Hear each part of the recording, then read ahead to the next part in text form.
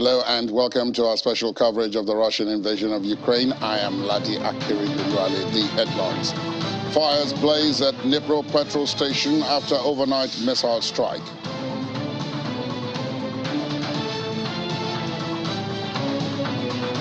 Liberal U.S. lawmakers withdraw letter to White House urging negotiated a settlement. And Pentagon says Russia has notified the U.S. about planned nuclear drills.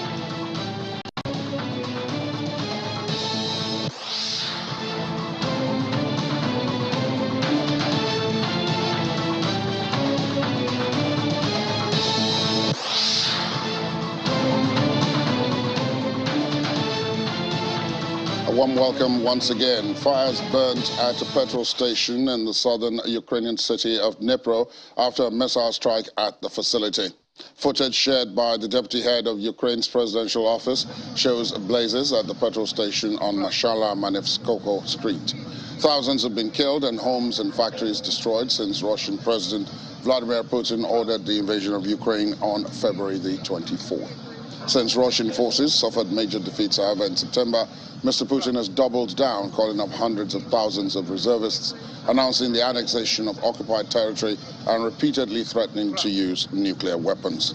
On Tuesday, Russia took its case to the United Nations Security Council, saying that Ukraine is preparing to use a, quote, dirty bomb on its own territory, an assertion dismissed by Western and Ukrainian officials as misinformation and a pretext for intensifying the war.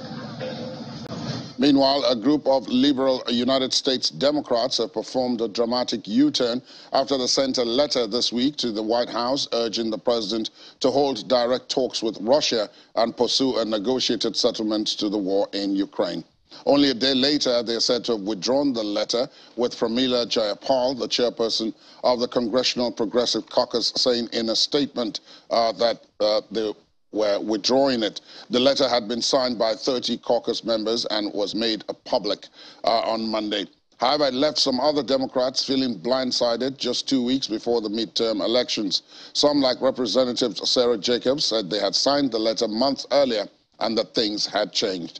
Ukraine's troops have been waging a successful counter-offensive, with forces advancing into Russian-occupied Kherson province and threatening a major defeat for Moscow. Russia had invaded Ukraine, as we've been reporting, in what it called a special military operation in February this year. And Ukrainian President Volodymyr Zelensky says he discussed Russian threats with German President Frank-Walter Steinmeier during a news conference in Kiev. Mr. Zelensky said he spoke with Mr. Steinmeier about defense needs, adding that they were now a priority.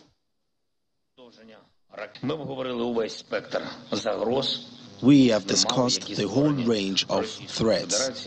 This includes the continuation of missile terror, Russia's involvement of Iran as an ally, and further demonstration of Russian nuclear blackmail. I informed Mr. President Steinmeier about our other defense needs. They are also a priority.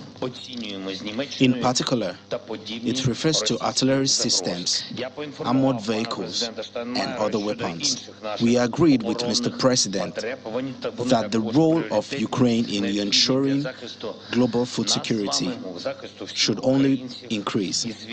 For this purpose, it is necessary to maintain and expand the grain export initiative that ensures the supply of food from our ports.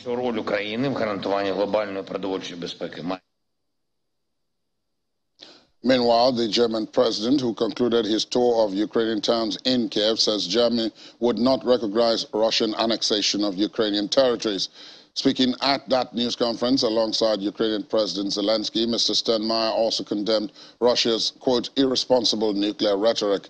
Earlier on Tuesday, Mr. Steinmeier had vowed further support for Ukraine, especially in the area of air defense, during the surprise visit to the country, his first since Russia invaded the country on February the 24th. Mr. Steinmeier's arrival in Kiev coincided with a conference in Berlin on what its hosts say must be a Marshall Plan to rebuild Ukraine, comparing the challenge to the U.S. funding of Europe's reconstruction after World War II. Italy's new government will not cede to, quote, blackmail from Russian President Vladimir Putin, and that's according to the country's new Prime Minister, Giorgia Meloni, acknowledging that the country faced some of the toughest challenges since World War II. Striking a combative tone in her maiden speech to Parliament, Ms. Meloni, Italy's first woman Prime Minister, said her nationalist right-wing coalition would make its voice heard in Europe and did not need any oversight from foreign governments. However, she stressed that it would continue the policy of former Prime Minister Mario Draghi in backing Ukraine in its conflict with Russia. And White House Press Secretary Karine Jean-Pierre says there is no evidence Russia is preparing to use a nuclear bomb.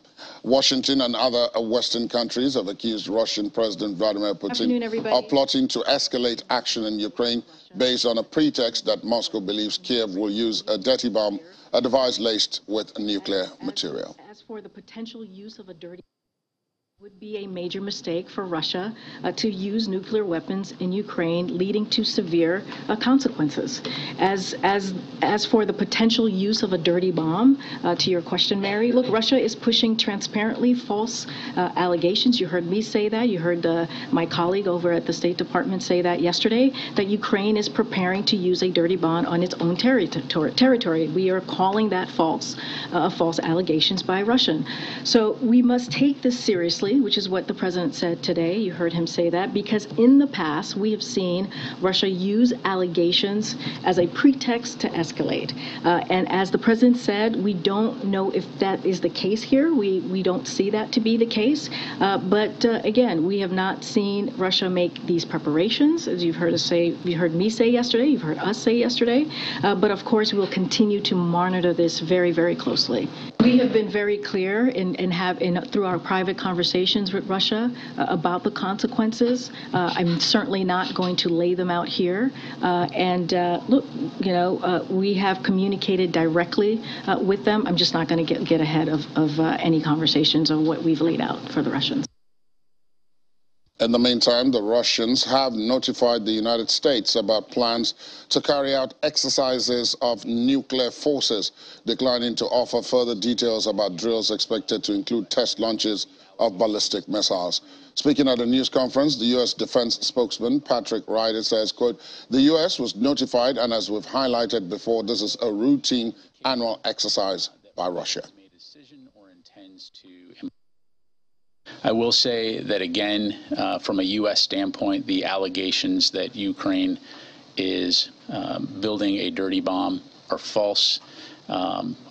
We have not seen at this time, though, any indication that Russia has made a decision or intends to employ nuclear weapons or a dirty bomb. But again, it's something that we'll continue to watch closely. I think that the U.S. government writ large has communicated to Russia the concerns that we have with the language that we've seen, the nuclear saber rattling, as well as condemning these false allegations that Ukraine is building a dirty bomb. In terms of what those consequences may be, I'm not going to get into that, but needless to say, that has been communicated at a variety of levels. The U.S. was notified, and as we've highlighted before, this is a routine annual exercise by Russia. And so in this regard, Russia is complying with its arms control obligations and its transparency commitments to make those notifications. And so that is something that we'll continue to keep an eye on. But beyond that, I'm not going to have any further information to provide at this time, Phil. Russia is calling on the United Nations Security Council to establish a commission to investigate alleged violations of the convention prohibiting the use or production of biological weapons by Ukraine and the United States. Moscow's ambassador Vasily Nebenzia circulated a draft resolution ahead of a meeting set for tomorrow, along with a variety of documents and evidence that shed light on the true nature of military biological activities of the U.S. and Ukraine on Ukrainian territory. According to Mr. Nebenzia, Russia was forced to invoke Article 6 of the convention to raise the issues with the Security Council after its repeated inquiries were largely ignored by Washington and Kiev, who, quote, have not provided necessary explanations, nor have they taken immediate measures to remedy the situation. Let's talk now to public policy expert Oluseyi Adeyemo, who joins us virtually here in Lagos. Good morning to you, and thank you for your time. Good morning, Larry. Good morning. It's my pleasure to be here. There are quite a lot of things happening, as always, with many of them having offshoots relating to this war in Ukraine. Let's begin with the idea of nuclear drills. I mean, we have been told that the drills are routine, they happen all the time, but I'm sure I'm not alone in believing that this time they take on particular significance because of what is happening in Ukraine. Do you agree with that? Of course, I mean, definitely. And I would just want to add the fact that Russia will do anything that it can to sort of kind of create fear on the part of Ukraine. I mean, yes, it's a thin exercise, but obviously it's done at this time to ensure that some level of fear is created in the mind of the Ukrainians. Let's also then look at the fact that at the same time that these drills are going on, Russia is at the UN Security Council invoking Article 6 and claiming that Ukraine is preparing to use a dirty bomb with nuclear material. Is there a strategy to all of this, do you think? I mean, putting the two seemingly disparate events together? Yeah, I mean, absolutely. Like I've always said, you fight and win wars, not just on the battle. You fight and win wars with strategy, with communication, with your body language, with everything that you can put on the table. And in my opinion, that's what Russia is trying to do. Russia is trying to employ the fact that, I mean, it is clear that Ukraine is kind of getting breeding grounds. They're winning the war in some kind of level. I mean, they probably have thought that by in 2 or 3 months, they will have run them over. But they're obviously not prepared for the fact that Ukraine has been able to withstand them this long. And so they would employ everything. They would employ talk. They would try to sort of cow them into believing that they are the ones. And we all have said that whenever Russia is coming up with stories like this, it may seem that they are also thinking of employing such a strategy. Yes. So for me, it is part of the strategy that they're using at this time to kind of ensure that they win or overrun the Ukrainians. A lot of countries that support Ukraine and that have kept it going over the last 8+ months seem to be having, perhaps some level of instability to some extent. And what I mean by that is that the two biggest are the United States and the United Kingdom. In the case of the United States, they have elections coming up in a couple of days, and the predictions, if the polls are to be believed, is that the opposition Republicans are going to take at least one of the 2 houses of Congress, if not both. And they've already indicated that if they do, they are going to review the amount of money that the United States is giving to Ukraine in terms of aid. In the case of the UK, which is the second largest, you also have a similar issue. New Prime Minister Rishi Sunak is trying to get the UK out of a financial hole. So I don't know if there's going to be that much money to give to Ukraine as they had been doing over the last couple of months. What do you think is going to happen? What is in the mix here, considering these 2 countries and Ukraine? Maybe I'll start from the United Kingdom. I mean, Rishi Sunak said that he would continue to support. He had said it expressly that he would support and continue to ensure that the war is won. Another thing I would like to add is the fact that unlike us in Africa, this developed world are people who are more organized. They have everything, as it were, properly planned. And so you're not just going to have a situation because they are, they're having a change of government or they have a certain level of issues, and that would essentially affect the decision they are taking or the things they've committed to. So for me, yes, there's a change, and these are the 2 most prominent contributors, as it were, as supporters to Ukraine. But what they're doing right now, in my opinion, is properly planned, and they're thoroughly committed. I mean, if they could do more, they would do more, because the the truth of the matter is this war is biting the world and is directly affecting both countries. They've been tactful enough, they've been careful enough, but I don't see them emerging or going down, as regards their commitment to supporting Ukraine. But does it send a message to other countries who are at the moment not as prominent in terms of contributions? I mean, countries in Europe, for example, or other places. Do you think that perhaps they too might take a cue, even though both countries, as you've said, have expressed that they will continue, and I'm talking of the US and the UK, but others who may not have either the financial might or who may not have as much skin in the game up until now might think, well, if these two guys are, there's some level of looking at the situation, perhaps we too should look at it. I mean, the truth is, again, there's a general commitment to war. And like I said, if they could do more, I mean, if they could really take it headlong, they do that. But because of the strength of Russia, the fact that they are also a superpower, nobody has really gone, all the way like they will have. Because truth is, the war has affected everyone. It's affected us economically. Again, it's not something everyone is happy with. A lot of people are being killed. Families are being thrown into jeopardy. I mean, this is obviously something that the whole world is against. So if you're referring to Europe, every European, I mean, the European Union as a body is completely against this. And I believe that as a people, when they come into things and they budget or say to things that this is what they want to do, they're not the kind of people that would just be there, because as it were, the kind of position, the kind of preparation they have. So we all talk about economic, downturn, but the way it will affect us in Africa is not the way it will affect them in Europe, because they put up plan.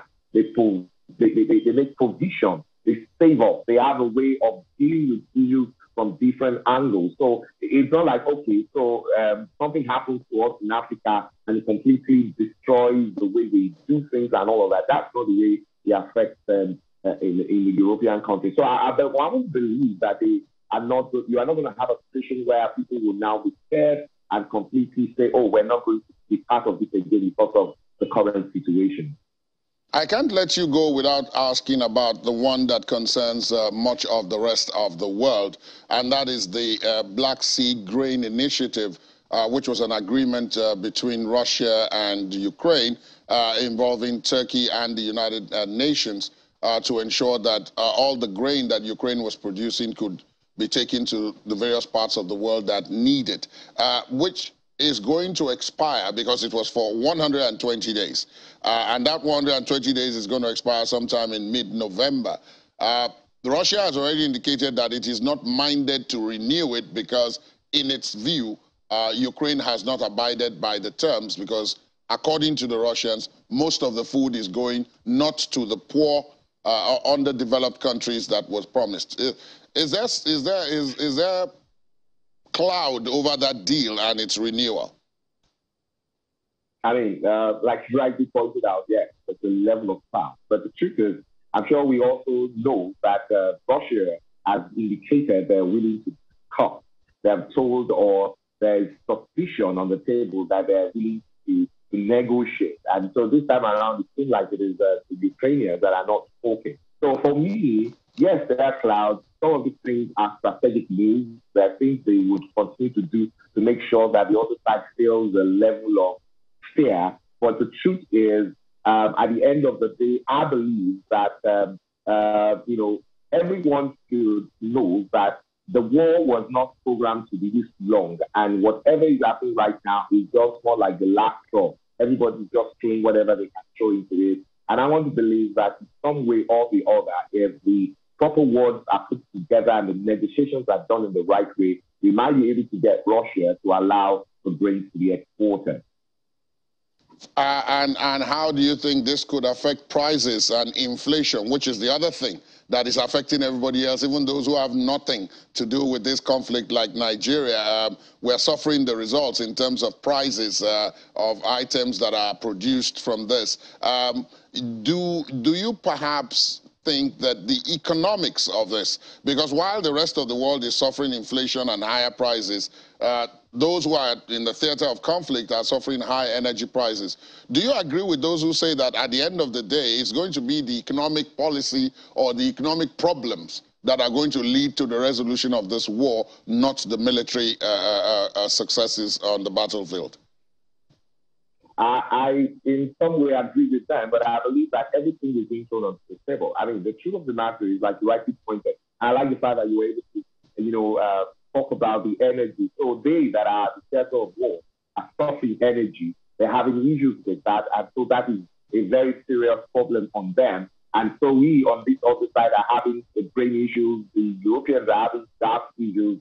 Everybody is obviously suffering from this, and yet the economics would kind of flog all of us blind and kind of sort of freaking us to taking the right decision, doing the right thing, taking the right steps. Because, I mean, the more we all do what we all have to do now, only little ways, maybe shout louder, talk more, encourage, the resolution of this, it's better for all of us. So, yes, the Russians are also losing. I mean, they can claim whatever they want to claim, but it is very clear that they're also losing in all of this, and they're not getting the kind of supply. I'm sure the kind of position that we earlier is not sufficient for the duration, because nobody now knows when exactly this will end. Yes, the Ukrainians have said if we get more supplies, this might end in months, but we're not sure. Nobody can be certain about anything right now. So yes, the economic, the gas, everything, the war. I mean, the fact that they're standing their ground, the Ukrainians are standing their ground is very, very helpful. Because if they had not stand their ground as they have done, nobody would have thought that this actor or comedian turned president would have had the kind of courage and the kind of character he has displayed. I mean, I am particularly impressed with the way Zelensky has pulled his ground. So, yes, everything would come to play at the end of the day. All right, then. Thank you very much, Mr. Oluseyi Adeyemo, public policy expert, for your perspective this morning. As always, thank you. We'll get back to you in the coming days as things become more and more interesting. And there will be those who will say, how much more interesting could they become? But then we have always found out that they could become more interesting as time goes on. Thank you so much for your time. Thank you for having me. Thank you. After the break, Norwegian police arrest academic on suspicion of spying for Russia. Details in a moment. Please stay on with us.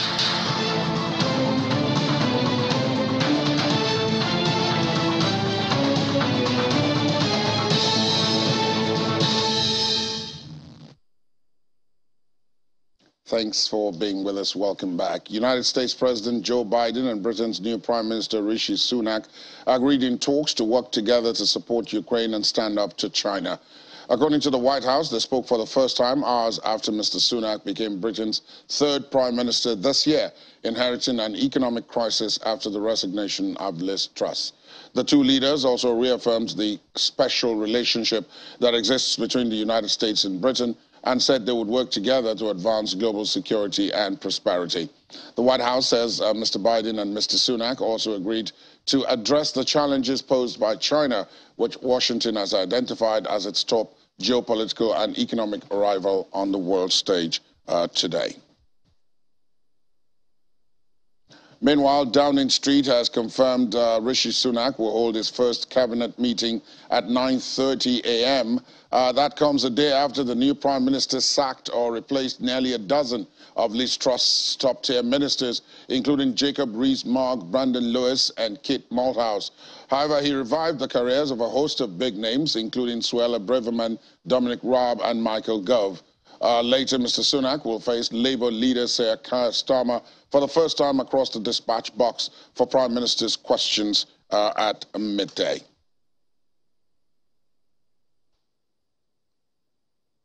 And upon assumption of office, the new Prime Minister pledged to lead the country out of a profound economic crisis and rebuild trust in politics. After a tumultuous period in British politics, he was met with both cheers and jeers as he arrived at Downing Street, with national and political divisions being one of the main challenges he faces.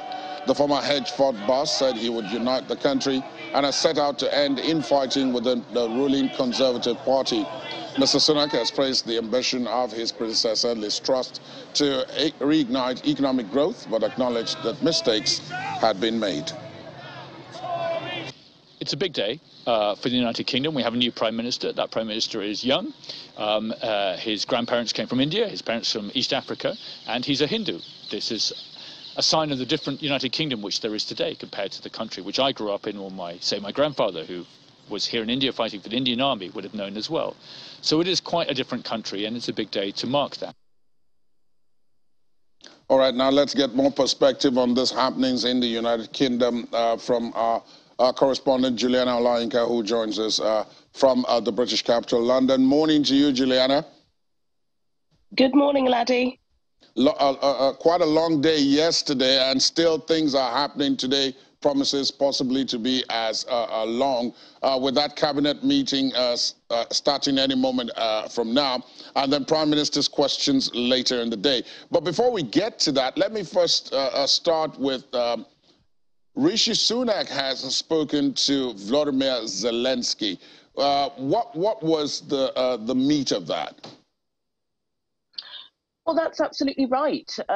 You know, it's been less than 24 hours since King Charles III anointed Britain's youngest prime minister in 200 years, the 42-year-old filthy rich, squeaky clean Rishi Sunak. And his first call, unsurprisingly, was to President Volodymyr Zelensky, who you will know just as well as me, Laddie, has been pining for the return of Boris Johnson, who was indeed his closest ally. In fact, swiftly after Liz Truss announced her resignation on Thursday afternoon, there was a kind of meme tweet posted on an official Ukrainian government Twitter handle, basically begging for Boris Johnson to be back. That was obviously swiftly removed because we found out on Sunday that Boris wouldn't be back. But nevertheless, Britain does remain a key ally to Ukraine. According to those who were privy to the phone call,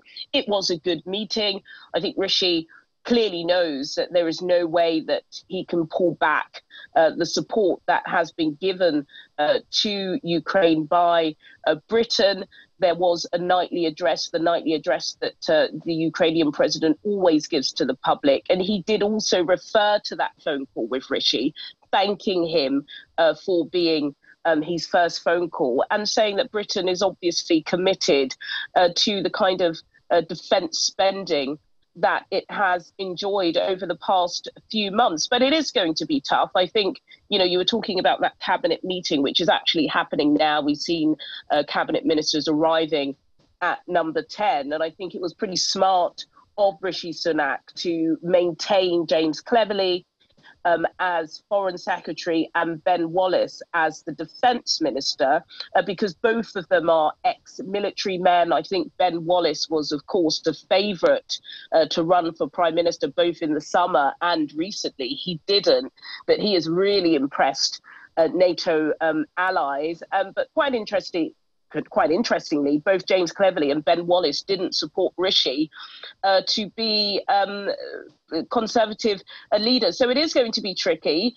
We have spoken about British debt, which is almost 100% of GDP.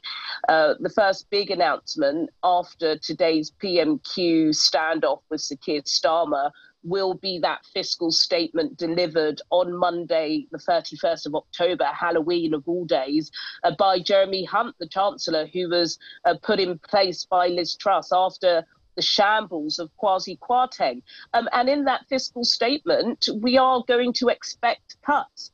Now, Ben Wallace has always said he wants GDP, he wants 3% of British GDP to be allocated to defence. That is something Liz Truss campaigned for during the summer. Rishi Sunak was a little bit more prudent about that. But as this war on Britain's doorstep doesn't seem to be abating, I think it's going to be tricky for him because, of course, there are domestic issues. He's got to sort out the public purse, but he cannot abandon Ukraine, who are in so desperate need of that relationship. Now, of course, you did mention that this is going to be tricky. He's going to be trying to juggle several balls in the air at the same time and not allow any drop. Of course, you've got the war in Ukraine, you've got the financial crisis, and then you've got the leadership issue within the Conservative Party. Many people have said, look, there doesn't have to be any election until about 2025 or 2024, but with the way things have gone, there are many, particularly in Labour and in the Liberal Democrats, who have said, look, we should go for an election now because neither Rishi Sunak nor Liz Truss have a mandate from the people to govern. The last person with a mandate was Boris Johnson. But how have the British public received his initial comments and what he has identified as the priority areas, particularly the issue of finance? Well, I think, I think it's fair to say, you're absolutely right, there are major issues within the Conservative Party, large bits of infighting. And I think if you have a look at the cabinet, Rishi and, of course, his team of advisors have tried to pull in people from both the left and the right. We've seen some familiar faces from Boris Johnson's cabinet, including Dominic Raab, who is a supporter of Rishi. He returns as Deputy Prime Minister and Justice Secretary. And then you've got people that we did see in Liz Truss's camp, such as James Cleverly, staying on as Foreign Secretary. But I think, if you look at that speech that was given yesterday afternoon on the steps of Downing Street, Rishi, he was all about accountability, stability, transparency, being a prime minister for everyone. But, within hours, that kind of came crumbling down because of the reappointment of Suella Braverman as Home Secretary. And let's not forget, just a week ago, she resigned, or she was forced to resign after a 40-minute shouting match between her and Liz Truss, because she potentially breached the ministerial code by sharing sensitive information to a colleague via her personal email. So the Labour Party have ran with that, and they said, he talks about accountability, and then within a week, he has rehired a lady who has broken the rules. And not only is that seen as a kind of political disgust, it's also reflecting on the public because Suella Braverman wasn't very popular. I'm sure our viewers in Nigeria will remember how Nigeria was kind of highlighted and propelled as abusing visa rules. She also upset the Indian Prime Minister Narendra Modi by saying that Indians are the ones who overstay. That almost impacted this huge trade deal that Britain is trying to solidify with the country. So, I think that is definitely going to be something he's going to come up against at PMQs at 12 p.m. With Sir Keir Starmer and other opposition parties. I think for members of the House, it's the same old Tories. Unfortunately for Rishi, he was the partner in crime with Boris Johnson for a couple of years. He did have a successful COVID because the furlough scheme was heralded around the world. He was paying people to stay at home. We had a boost with the Eat Out to Help Out, all of his ideas. So that was great. But he was also fined by the Metropolitan Police, and we can't forget that. He is also extremely wealthy, almost a billionaire. Can he empathize, sympathize with those struggling to pay their bills?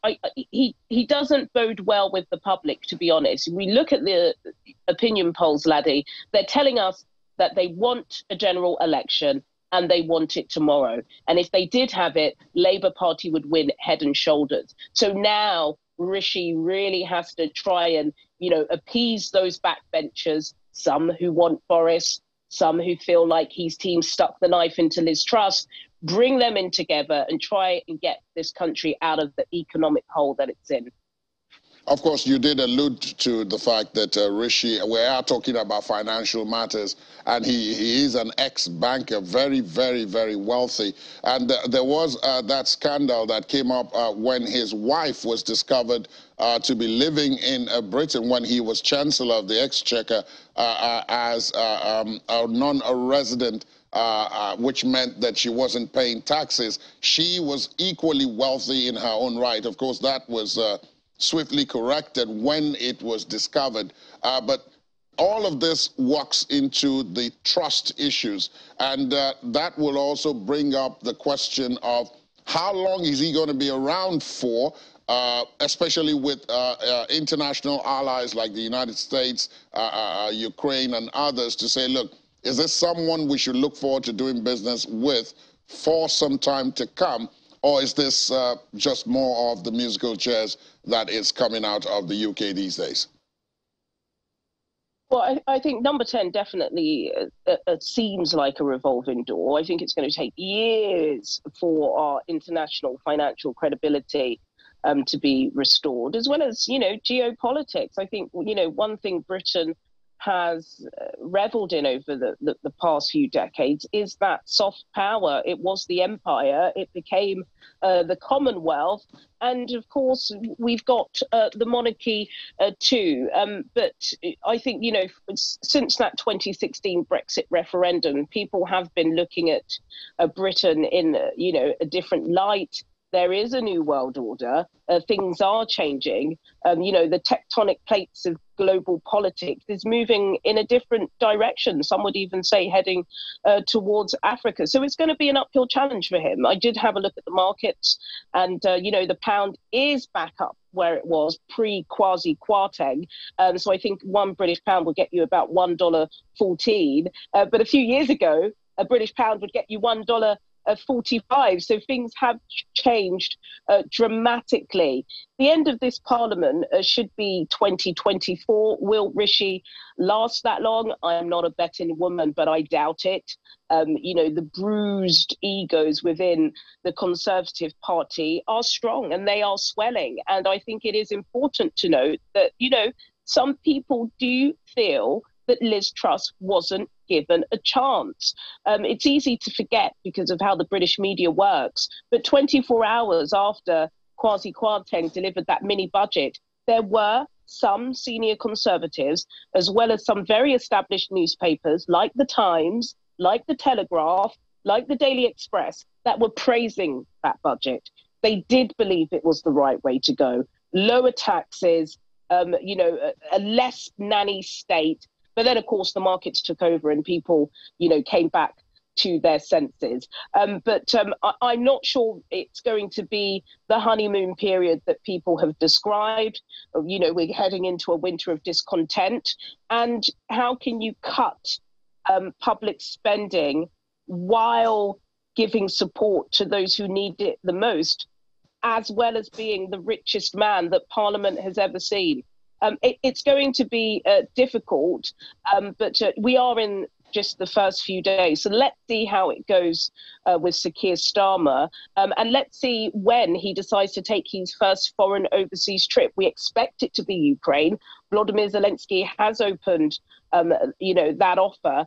And I think how he is on the continent and across the world will also show how he's received domestically. As always, concise analysis there, Juliana. Thank you very much. We will have to wait and see. First, the result of that cabinet meeting, and then later on in the day, it will be interesting to see the first face-off between the new Prime Minister and Sir Keir Starmer in Parliament. And I'm sure all our viewers will be waiting for your report on that. But for now, thank you so much for the time. Thank you, Laddie. Elsewhere, the police in Norway have arrested an academic working at the University of Tromsø in the Arctic Circle on suspicion of secretly spying for Russia. Norway's police says that the man, a researcher at the university, claims to be a Brazilian citizen, but they suspect he could be using a false identity and could actually be a Russian. However, Norwegian Police Security Service is worried that he may have acquired a network and information about Norwegian politics of the northern area. Even if this network or the information gathered bit by bit is not a threat to the security of the kingdom, we are worried that the information could be misused by Russia. That's according to the statement. The agency did not reveal the man's name, but said on its Twitter account that he was being held on suspicion of violating 2 sections of the Norwegian Penal Code dealing with illegal intelligence that could damage fundamental national interests and security interests of other states. Germany's President Frank-Walter Steinmeier had the invasion of Ukraine by Russia brought home to him as his tour of Korikova was interrupted by air raid sirens. As a result, he spent the first 1.5 hours in the cellar shelter, which, according to him, really gave his team an insight of the conditions under which the people are forced to live. This is Mr. Steinmeier's second visit to the region after once taking part in a commemoration to mark the 1943 massacre committed in Kirovka by the SS, which killed almost 7,000 people. The German president has been in Ukraine as part of a tour aimed at showing support for it. The General Secretary of the ruling Law and Justice Party in Poland, Krzysztof Sobolewski, says Warsaw should consider building, quote, fortifications on its border with the Russian enclave of Kaliningrad to prevent the potential flow of African and Asian migrants into Poland. In an interview with Polski Radio, he expressed concern of a possible repeat of the 2021 migrant crisis on the Belarusian-Polish border. He cited a hybrid war allegedly unleashed by Minsk and Moscow as the reason for his concern, as well as the opening of Kaliningrad's skies for flights from Turkey, Syria, and Belarus. Mr. Sobolewski revealed that he views last year's crisis on the Belarusian border as well as potential future crisis on the border with Kaliningrad as part of a migrants involving hybrid war allegedly launched by Russia and Belarus. Let's take another break, and when we come back, volunteers create wood stoves for residents of frontline Mykolaiv region. Please stay on with us.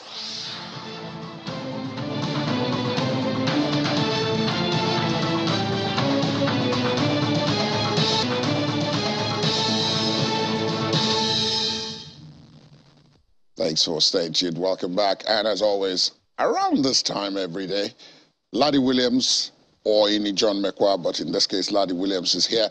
Morning, Laddie. Morning. The business-related stories out of this conflict in Ukraine. The Russian ruble has edged marginally lower. Yeah.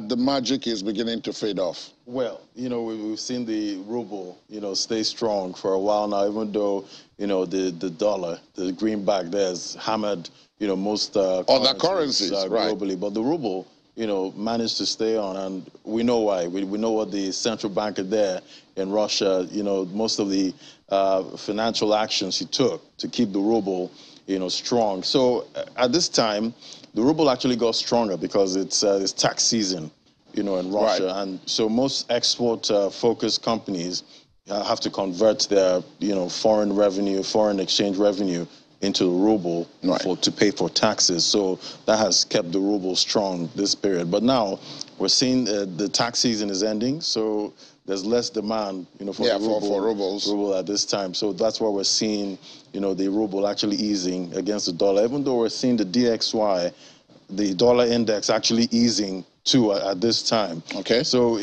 other currencies are strengthening. You know, because I mean, again, it seems as if Russia is bucking the trend in the sense that when everybody was going one way, it was going the other way. Exactly. And now everybody's going that way, it's going the other way. Thanks to the end of tax season, you know, in Russia, it's coming to an end, so we're seeing less, you know, demand for the ruble. And all eyes on the Russia Central Bank, you know, this week.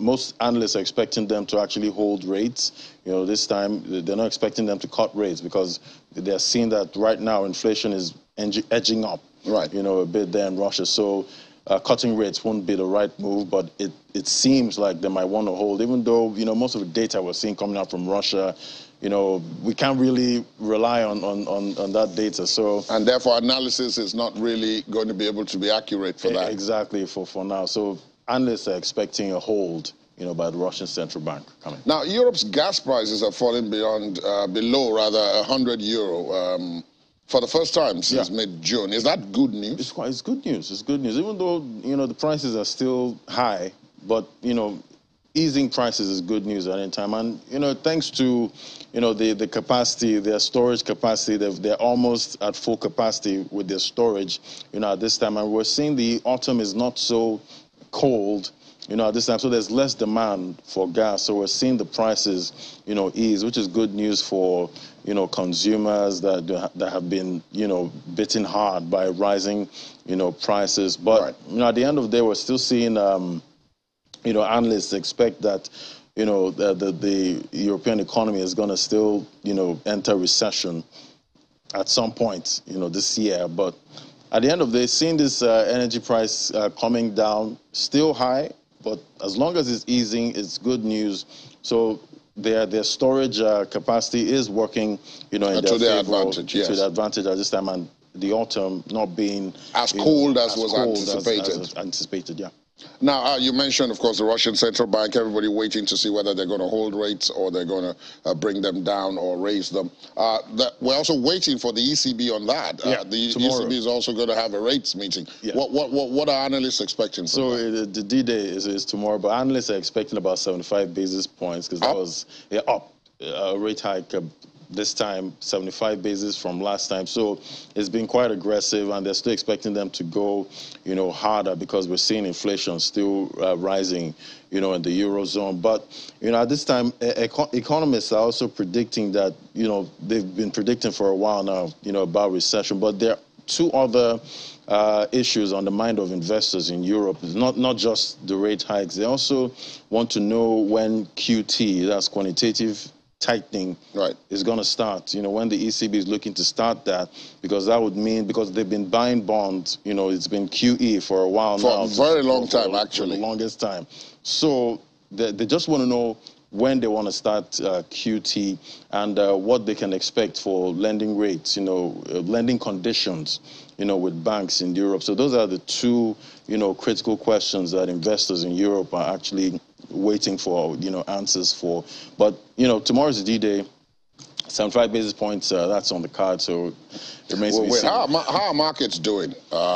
This is midweek. How are they doing with all this news? Yeah, we saw the U.S. markets closed quite green, yesterday, and they've been getting those big earnings. It's earnings season, so a couple of good results coming out from the big, companies in the U.S., and we saw the markets react to that. The NASDAQ closed in the green over about 2%. Then in Europe, too, we're seeing quite a mixed bag, though, but majority of the markets there in the green, even this morning. It's just the FTSE that's in the red this morning. Well, we can almost say why. We know why. The politics in the UK right now. So, but Bitcoin is also, moving, the same trend as the US markets. We're seeing it leaped from about $19,261 to about $20,003 about 24 hours. So we're seeing a green market now, but it remains to be seen if it's going to be sustainable. Yeah, we've seen this, before so many times. This the relief rallies, in the bear market. So, but analysts are expecting that the bottom might be here or close, but at the end of the day, all the issues are still there. That was the key point I was going to raise with you. All right, then. Thank you very much, Ladi. There'll be more of this, of course, right after this on Business Morning, and then later on Business Incorporated. So do watch out for that. Thanks, Ladi. Thank you. Let's take a look at some of the sport coming out of this conflict. Ukrainian Association of Football President Andrei Pavelko has called on FIFA and UEFA to expel the Russian Football Union following a suggestion it will integrate clubs from occupied areas of Ukraine. Both FIFA and UEFA have banned Russian national teams and clubs from their competitions over the war in Ukraine, but have not suspended the RFU. Deputy Prime Minister Dmitry Chernyshchenko said yesterday that Russia will integrate clubs from captured areas of Ukraine into its leagues, leading to Mr. Pavelko's latest plea. Ukraine is bidding to host the 2030 FIFA World Cup alongside Spain and Portugal, which Mr. Pavelko says is taking up a lot of time, and that Russian-occupied areas of Ukraine remain a part of those plans. The 47-year-old has decided to grant special status to all regional branches in occupied areas to integrate children with football, recover development centers, and resume tournaments. The United States has blasted the Moscow court's rejection of basketball star Brittney Griner's appeal, calling the 9-year sentence for drug smuggling that it upheld excessive and disproportionate. U.S. Charge of Affairs Elizabeth Rode, currently the most senior U.S. diplomat in Moscow, attended the hearing at the court just outside of Moscow, where Ms. Griner spoke via video link from a detention center. Meanwhile, one of her lawyers, Maria Blagovina, confirmed the legal team would speak with Ms. Griner in the next few days to decide whether they should pursue a further appeal. Today was another sad day for the rule of law in the Russian Federation. In the case of U.S. citizen Brittney Griner, the appeals court made a slight reduction in her sentence for time served in pretrial detention, but otherwise did not change the excessive and disproportionate sentence of 9 years in a penal colony that Ms. Griner had to spend her birthday last week in a Russian prison rather than at home with her family and on the basketball court with her teammates. Nothing in the previous sentence, nothing in the result of today's appeal changes the fact that the United States government considers Ms. Griner to be wrongfully detained. It's the cassation, the second appeal. Yes, that's the possible legal option. Are you ready to present the decision? It is her decision to make. We think we should use all the available legal tools, but she will be the one who will take the decision. And finally, volunteers have delivered a batch of wood-burning stoves to a frontline village in Mykolaiv region in Ukraine. According to one of the volunteers, Kira Ziklina, there are more than 17 villages in Mykolaiv region without gas or electricity. Many people don't want to evacuate. They don't want to leave their homes. Our goal as volunteers is to help them, Ms. Ziklina told the media. The donations are for villagers who choose to stay in their homes to keep warm while hiding from shelling in basements. Ukraine's advances in recent weeks around Kherson have been met with intense Russian missile and drone attacks on civilian infrastructure, which have destroyed about 40% of Ukraine's system ahead of the winter.